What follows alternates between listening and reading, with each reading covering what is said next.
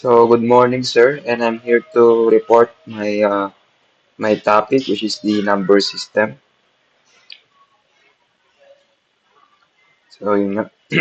Introduction. So foundation and evolution of number system of my for my part to explain. So number system. So ano nga ba ang number system? Ang number system daw ay isang organisadong sistema ng mga simbolo at patakaran na ginagamit upang ipakita ang halaga ng isang bilang. So, mahalaga ito hindi lamang sa matematika kundi pati rin sa teknolohiya. Kung walang number system, hindi magiging posible ang pagpoproseso ng data, pag-compute ng impormasyon, at ang pag-andar ng mga modernong computer at digital services. So, next slide.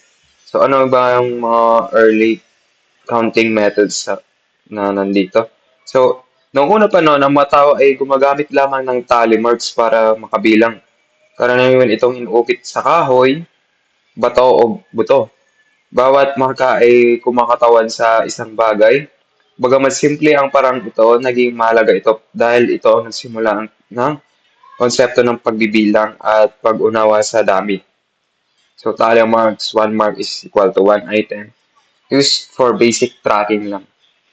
So, yun nga, ancient numeral systems. So, yun nga, habang lumalaki at umuunlad ang mga sinuunang sibilisasyon, kinakailangan nila ng mas maorganisadong paraan ng pagbibilang. Ang mga Egyptian ay gumamit ng mga simbolo o hieroglyphs na base 10, samantalang ang mga Romano ay gumamit naman ng letra tulad ng 1, 5 at X.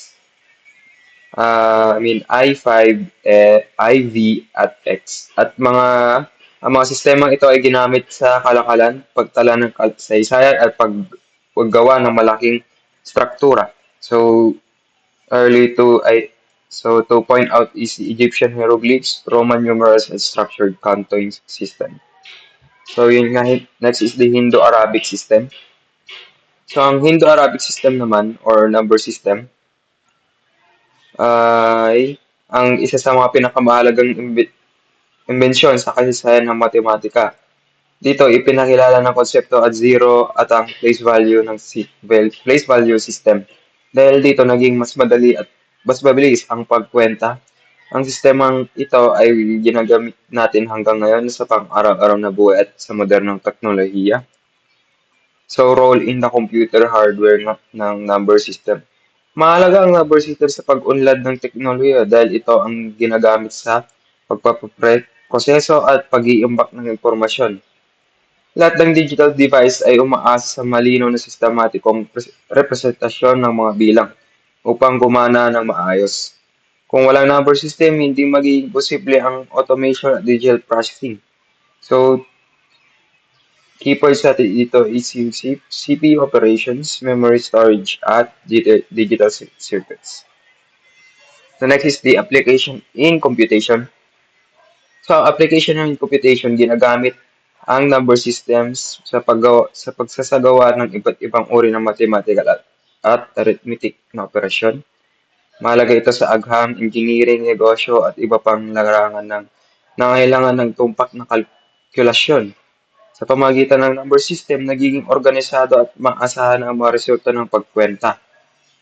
So, yun nga, key points natin is arithmetic operations, mathematical processing, at technical applications.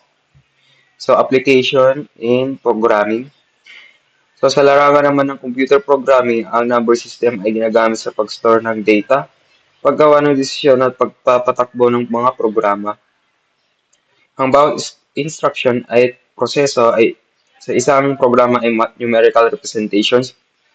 Dahil dito, nagiging posible ang maayos na takbo ng software at application. Ang key points is problem logic, data storage, and user input-output. So, yun na nga. Itong next na report ay kay Levi na i-report niya mamaya. So, yan na po yung ating report. Maraming salamat at paalam.